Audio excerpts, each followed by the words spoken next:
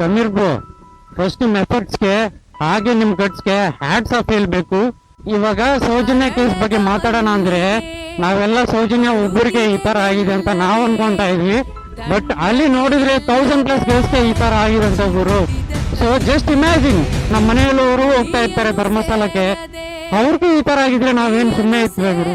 So ಹಾಗೆ ನಮ್ಮ ಮನೆಯವ್ರು ಹೋಗುವಾಗ ಸೇಫ್ ಆಗಿ ಬರಬೇಕು ಅಂದ್ರೆ ನಾವು ಈ ಸೌಜನ್ಯ ಕೇಸ್ ಬಗ್ಗೆ ಸ್ಟ್ರಾಂಗ್ ಆಗಿ ನಾವು ನಿಂತ್ಕೊಂಡು ಫೈಟ್ ಮಾಡಲೇಬೇಕು. ಹಾಗೆ ನಾವೆಲ್ಲ ಎಷ್ಟು ವಿಡಿಯೋಸ್ ಹಾಕಿ ಎಷ್ಟು ಫೈಟ್ ಮಾಡಿದ್ರು ವೇಸ್ಟ್ ಗುರು. ಗೌರ್ಮೆಂಟ್ ಇನ್ವಾಲ್ವ್ ಆಗ್ಲೇಬೇಕು ಗುರು.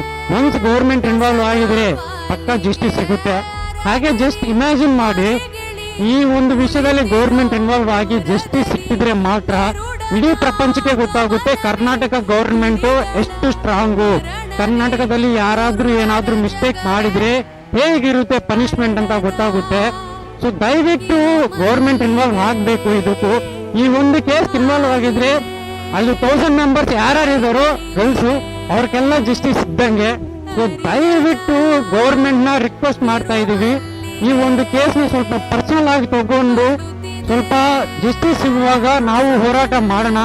ಈಗ ಎಲ್ಲ ವಿಡಿಯೋಸ್ ಆಗ್ತಾ ಇದಾರೆ, ಬಟ್ ಏನ್ ನ್ಯೂಸ್ ಗುರು, ಗೌರ್ಮೆಂಟ್ ಇನ್ವಾಲ್ವ್ ಆಗ್ಬೇಕಲ್ವಾ.